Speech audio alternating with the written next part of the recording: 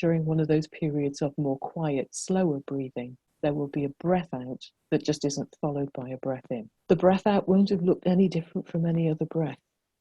There's no screaming, there's no sudden confession about where they hid the treasure or who they never really liked in the family or who's adopted or any of that stuff that only happens on soap operas.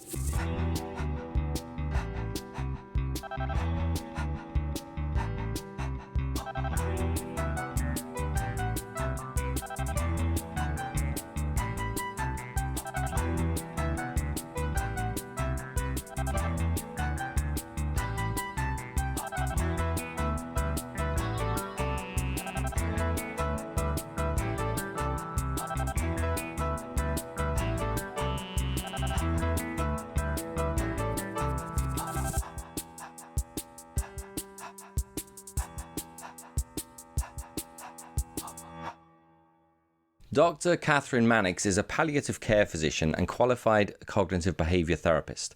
She's also the author of the book, With the End in Mind, How to Live and Die Well. Kathryn is very passionate about getting us all acquainted with the idea of dying well. She's spent her medical career working with people who have incurable advanced illnesses.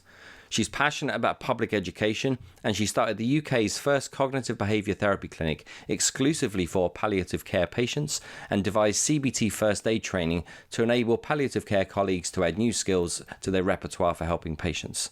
Kathryn's on a mission to reclaim public understanding of dying. She has helped to care for thousands of people at the very end of their lives and has seen firsthand the harm done by the taboo of death.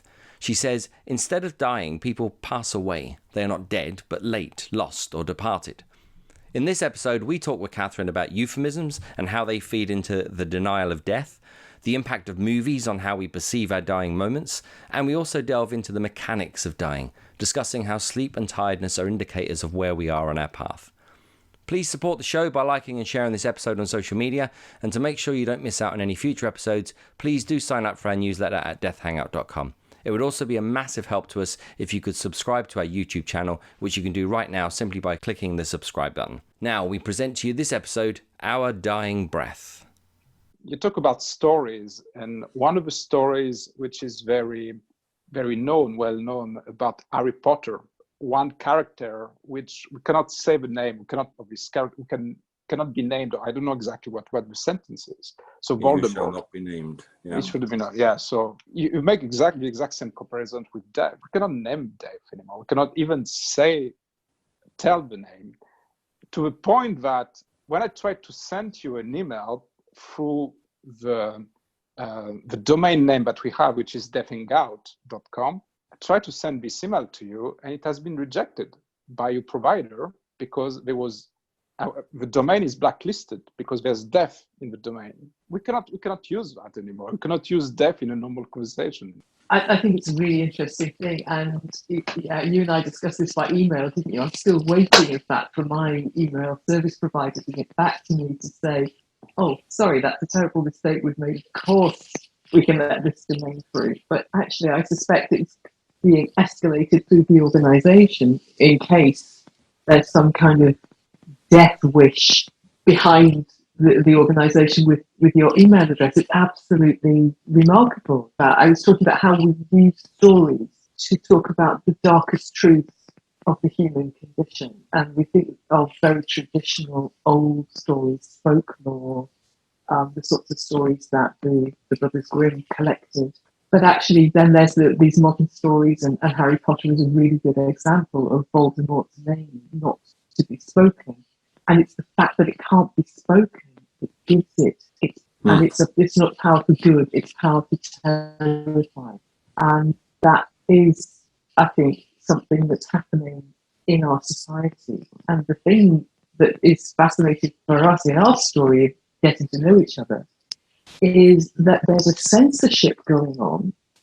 So my internet provider is censoring your website out, but also in conversations about death and dying.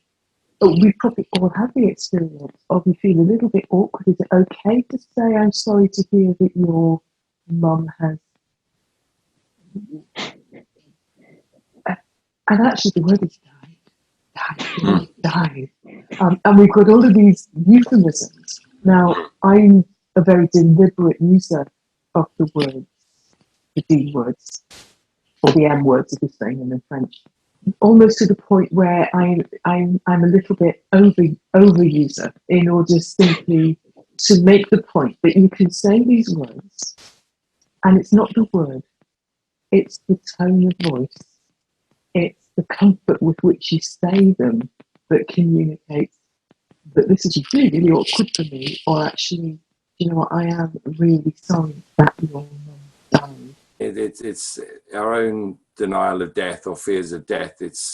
They'll come out in those sort of PC ways. We'll censure other people. Who's the real concern for? Is it for the person you were talking to, or is it the other person felt uncomfortable hearing you use those words?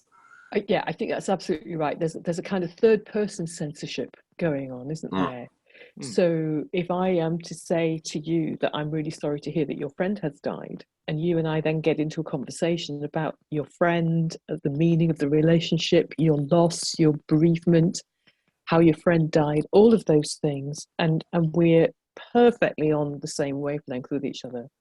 And then there's some kind of captain of the team keeping an eye on what language we're using, who's going to get offended on your behalf by something that didn't offend you. And it's starting to happen, like my website domain censoring out your email address because it's got death in the title. My mother died last July, and I was sort of aware even of my own language on that. And it's an interesting one because generally I'd say generally I use the word died, but I found myself in certain conversations with certain people, and for some reason I changed it and I'd say passed or passed away, and it's like, and I'd be, why did I say that? So there's obviously, I'm picking up on something with the person I'm talking to, and it was my mum. But for me, it's a statement of fact. It's, for me, it's part of dealing with that grief. And so when you talk about, when you use the word, say something has died or someone has died, there's a finality to it, and you can't come to terms with the finality of it if you deny the finality of it. I think that's absolutely true. And yet, in order for us also not to become the thought police, I think it's probably really important to acknowledge that when a person is grieving, they absolutely have the right to choose the language that gets them through. We simply hold that space in compassion for them while they process the words. And sometimes they cannot use the words that have that sense of finality around them. The other thing to be a little bit wary of, and I was recently in New Zealand and luckily learnt this very early on before I made a faux pas, is that some people use language of passage because it's part of their belief about what will happen to dead people. I say an awful lot about the euphemisms of passing and passing away because I think we've picked them up casually from American television and cinema. I don't think we've picked them up as spiritual expressions of a belief in an afterlife. Before I started doing my speaking tour in New Zealand, I had the great good fortune to meet a New Zealand Maori cultural expert to talk about Maori beliefs around dying and death. The Maori expression for dying, because they have a very deep belief in an afterlife and going to join the ancestors, is that as people die, they pass through the veil. And the veil is drawn aside and they're able to pass through it. That is their expression, both for dying and for the beliefs that go with that. So it was really important before I started talking in mixed audiences that I didn't start jumping up and down about language about passing, but was actually able to say, exactly as we've just discussed, there's this kind of lazy, euphemistic expression that originated in America of passing, passing on, passing away. But then there's that beautiful and tradition-rich Maori expression of passing through the veil, which New Zealanders who have embraced Maori traditions into the main population are very welcome to embrace also. So, we have to be a little bit careful, but that kind of politically correct avoidance of D words, I think, is part of the conspiracy of silence that turns death and Voldemort into things that are so powerful that we dare not speak them. And not daring, that's not going to be helpful for communication. And to be very, very honest and personal, at this moment, my grandmother is dying in Bulgaria right now, and my mother is looking for her at the moment. And she's in this stage for 4 months now. She's in this process. And my mother has no idea what's happening. Maybe it's tomorrow, maybe it's the next day. She has no clue what's happening. Yeah. No clue. Same thing with my grandmother, who believes that everything will be all right. I'm very interested about this process because you say it's a process, and you've seen thousands and thousands of deaths yourselves, and you've seen there's a pattern. Can you just share with us this pattern, the pattern of dying? To start off with, then, let's think about the pattern of how we wind down towards dying, because it's the pacing of that, isn't it, that's really difficult for families who say, oh yeah, well, okay, I'll go to Bulgaria and I'll look after my relative because, how long can this take? And then a year later, they're still there thinking, okay, this isn't exactly what I signed up for. Most of the illnesses that we die from, heart disease, lung disease, cancer, have their own internal rates of progressing. As time goes by and as treatments become less effective, what happens is that the person's body gets more tired because of the result of the illness. And the rate at which they're becoming more tired is the best kind of way of guessing their life expectancy. So there are statistical tables, there are graphs, you can look at them and you can say, well, 95% of people with this condition don't live 18 months. But once you're down to one person and that person's your grandmother, you don't know where her dot is on that graph. So the data don't help when you're talking about individuals. But what you can do is then say, well, okay, when I think about my health and strength, in my 30s and 40s and 50s, I was as well as or better than I'd been in the previous decade. My running times were still getting better, that kind of thing. So I'm still measuring my life expectancy in decades. But a time will come in an illness or with aging where you start to notice that actually you're now more tired, noticeably more tired, or your running times are getting slower from one year to the next. And now you're measuring your life expectancy in years instead of decades, maybe enough years to make a decade, but no longer decades and decades. And if your condition is starting to progress more, then you start to notice that difference from 1 month to the next, and then 1 week to the next. And again, it could be enough months to make up to a year or so. It could be enough weeks to make up to a month or so. But the unit of measurement is diminishing in time in parallel with this change in energy that your body has. So eventually you come to a stage where actually you are approaching the very end of life, where the change is apparent now from one day to another day, or sometimes from one half of the day to the next half of the same day. So you're changing day by day or hour by hour. And the main thing is tiredness. You'll also have the illness from which you're dying. And that may be an illness that causes particular symptoms. So if you're dying of a chest disease from having worked in a dusty factory all your life, then you're likely to have breathlessness and cough as some of the symptoms. And it's good to get those symptoms as well managed as they can be, as early on in the illness as you can, so that your quality of life is good while you're still up and about. But also so there's a really good plan for how those symptoms will be kept under control at the very end of your life. If you've got a breast cancer and it's spread to your bones, then it might be that you've got no pain at all when your bone isn't moving, but as soon as you start to move that bone or take weight on that bone, it's painful, and you need a plan for how the pain will be managed. But you're not dying of the breathlessness or the cough or the pain. You're dying, and you may or may not have those symptoms interfering with your comfort as you die. So at the very, very end of somebody's life, what we have is somebody with, we hope, well-managed symptoms and very little energy, who recovers their energy by sleeping. Same as you do when you have really bad flu. Don't know whether you get man flu in France, but in Ireland, I'm sure it's a thing. It's a real flu where you can't get out of bed because you're so tired. Yeah.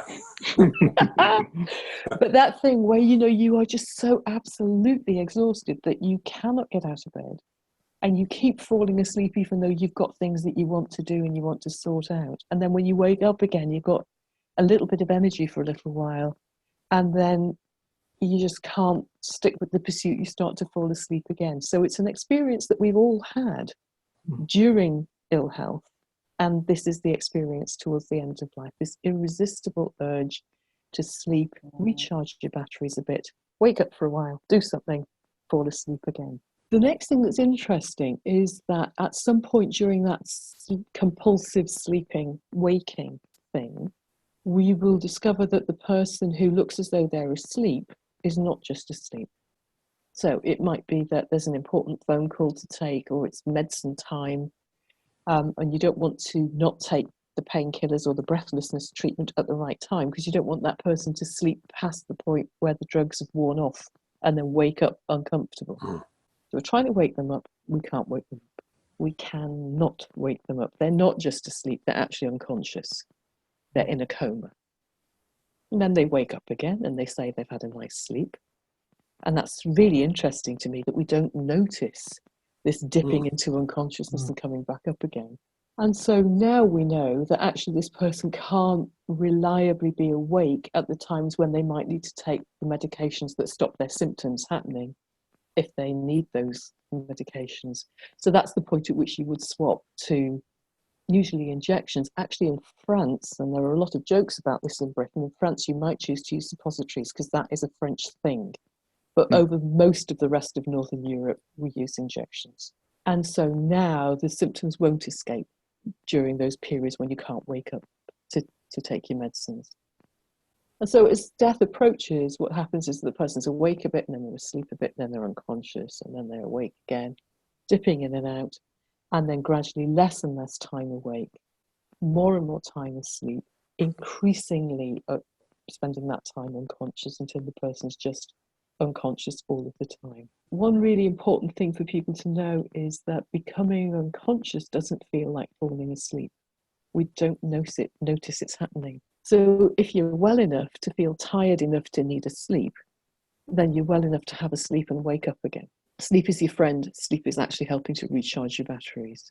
But a time will come when you are deeply unconscious. People still do rouse again for periods of time, but gradually unconsciousness takes over completely. Now, when we're completely unconscious, the only bit of the brain that's still working is the bit that controls our breathing. Everything else is switched off. There's a theory that maybe hearing is still preserved. And it is quite interesting that people who've had quite severe brain injuries, who've been in hospital, been on intensive care units, been apparently unconscious, can tell people who's visited them afterwards because they heard the voices. So that's a really interesting thing. And we also see people who are apparently deeply unconscious who are still comforted when the voice that they've been longing for appears in the room. So we don't understand that. I don't know the science behind it, but possibly we retain hearing. But we certainly continue to drive our breathing. And because now we're not thinking about our breathing, it becomes just an automatic cycle. And the automatic cycle goes between being very slow and being quite fast. And it also goes between being very deep and kind of sighing and being quite shallow and kind of panting. It's important that people know to expect that, because otherwise they will hear deep breathing with a person who's no longer aware of where their vocal cords are. So you might breathe out through your vocal cords and make a noise, a kind of noise. And the family think, oh, he's trying to speak to us, or oh, he's groaning. So actually narrating this as it's happening, saying to somebody, that noise that your dad is making there, that's because he's deeply unconscious. Have you noticed how his breathing is doing this particular pattern? And that tells me he's very deeply unconscious. He's so deeply unconscious that he won't be feeling distress. And similarly, if it becomes fast and it's shallow at the same time, then it sounds like panting. And you could think the person was breathless. So it's really important to draw the family's attention to the breathing and explain that this means unconsciousness. It doesn't mean breathlessness and distress. And that I expect that over the next little while, it'll go back to being that deep breathing again. And then it'll come back to the shallow breathing again. And it'll go fast for periods and slow for periods.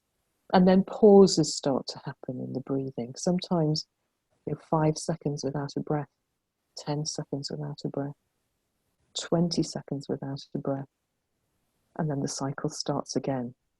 So you can see the family around the bed and they're counting and they're looking at each other. And was that the last breath? And they're just getting ready to start to weep, and suddenly person starts breathing again, and actually helping them to have exactly the response that you two just had, which is a kind of giggle around the deathbed, even though it's a time when people are feeling heartbroken at the same time. It's really interesting, all those emotions going on into the mix. And so at the very, very end of somebody's life, and this is a conversation I've had with thousands of people, the thing that our families will see if they're sitting around our bed as we die is that during one of those periods of more quiet, slower breathing, there will be a breath out that just isn't followed by a breath in. The breath out won't have looked any different from any other breath.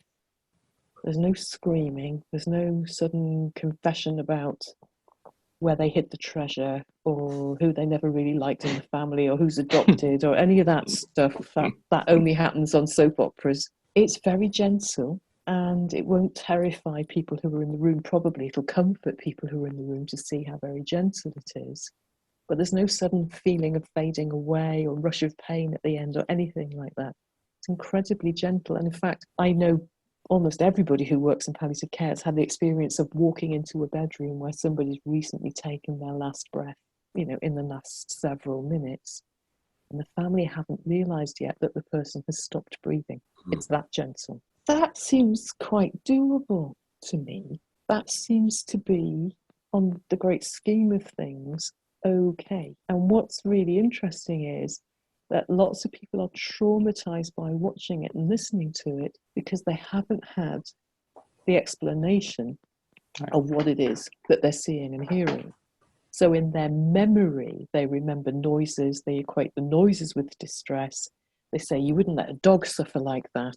When my dad died, it was terrible. There were all these awful noises. He was groaning. He must have been in agony. And actually, almost certainly what was happening was just breathing automatically through a slightly tight glottis that was making a noise but didn't mean pain.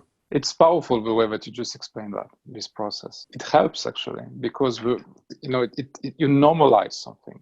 You normalize a process which is very natural and which is totally different to what you can see on movies. There is this drama, or there's this last words, or there's this... Well, you're absolutely right. And in a way, in drama, there has to be, doesn't there? Because actually, normal dying, unless you're the person doing the dying or somebody who loves them, it's really not very interesting. It's boring. This is exactly what you're saying. It's very, very dull to watch. And that's why, because actually what's going on that's really interesting is in the minds of the people in the room, isn't it? As they're measuring what is about to change, how huge the change in everybody's life is about to be. That's the kind of stuff, that internal monologue, that's the stuff of novels, but it's not the stuff of screens. And people don't read so much anymore. They go to screens for entertainment, and it's just not going to make good soap opera, and it's not going to make good cinema.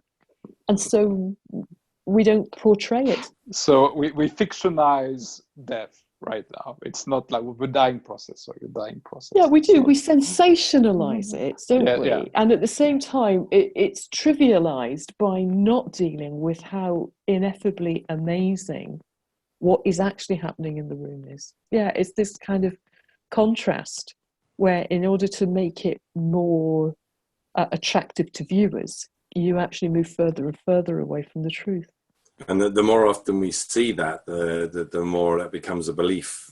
So it starts to get rooted and believed as that's the way it is. So absolutely right. When we're confronted with it, then we're so far removed from the truth of it, as you said.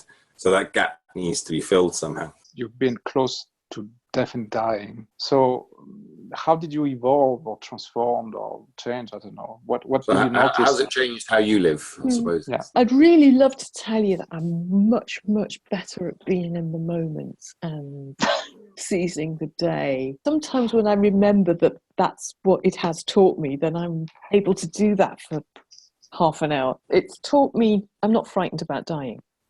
I'm not frightened about dying happening to me. I'm not frightened about dying happening to people that I love. I'm completely confident that the process is manageable and not horribly difficult. I fear being bereaved, but not the process of the people that I love dying. One of the things that is unleashed in me is a real love of nature, of watching the cycle of nature, watching the year coming around and repeating itself, and how absolutely astonishing it is to have the privilege of just being alive, that in the great scheme of things that is this universe, here's this collection of matter that's me, and it can think and it can appreciate watching blossom happening on the apple tree in my garden.